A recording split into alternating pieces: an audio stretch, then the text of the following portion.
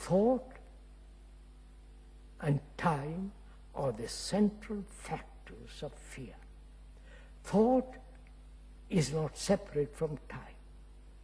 They are one. They are not divorced. They are not separate. So these are the facts. This is the causation of fear. Now, that's a fact, not an idea, not an abstraction. That thought and time is the cause of fear, not all. It's singular. So,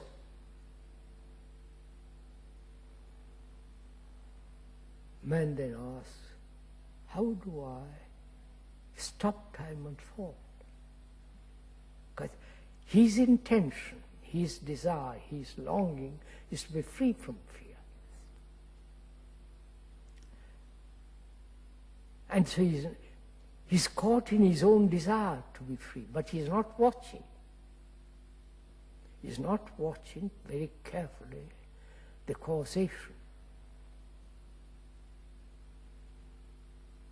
When you're watching very carefully, without any movement, watching implies a state of the brain in which there is no movement. It's like watching a bird. And if you watch the bird very closely, as we watched this morning that dove on the windowsill, you watched all the feathers, the red eyes, the sparkle in the eyes, the beak, the shape of its head, the wings, and so on. You watch it very carefully. And that which you watch very, very carefully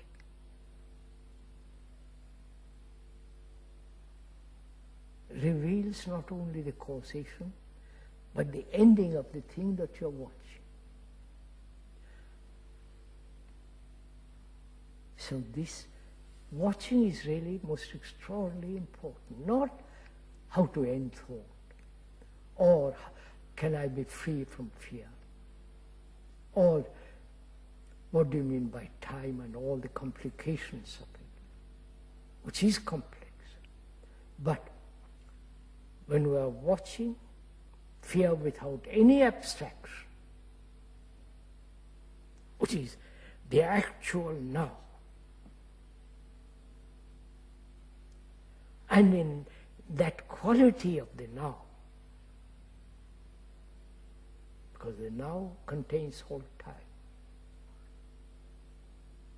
which the present holds the past, the future, and the present. So if you can listen to this very carefully, not only with the hearing of the ear, but listen to the world and go beyond the world and see the actual nature of fear. Not read about fear, but how watching becomes so extraordinarily beautiful, sensitive, alive. All this requires an extraordinary quality of attention.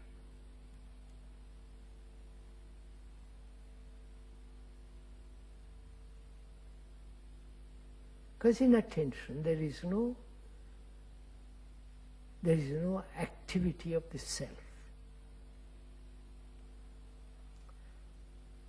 It is the self-interest in our life is the cause of fear. This sense of me and my concern, my happiness, my success, my failure, my achievement, I am this, I am not. This whole self-centered observation from which, with all its expressions of fear, agony, depression, pain, anxiety, aspiration and sorrow. All that is self-interest, whether in the name of God, in the name of prayer, in the name of faith. It's self-interest. Where there is self-interest, there must be fear.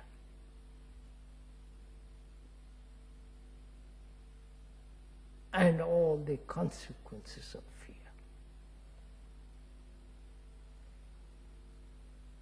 Then one asks again, is it possible to live in this world where self-interest is predominant, whether it's in the totalitarian world, with its desire, with its search for power and holding power, the capitalist world, with its own power, self-interest is dominant. Whether it is in the religious hierarchical Catholic world or every religious world, self-interest is dominant. And therefore they are perpetuating fear. Though they talk about live with parliamentaris, which is peace on earth, they really don't mean it. Because self-interest with a desire for power, position, for its fulfillment, and so on, is the factor that is destroying not only the world, destroying our own extraordinary capacity of the brain. The brain has extraordinary capacity, as is shown in the technological world. The extraordinary things they are doing. And we never apply that same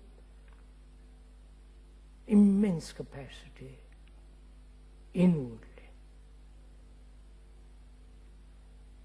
to be free of fear, to end sorrow, to know what love is, and compassion with its intelligence. We never search, explore that field. We are caught by the world with all its misery.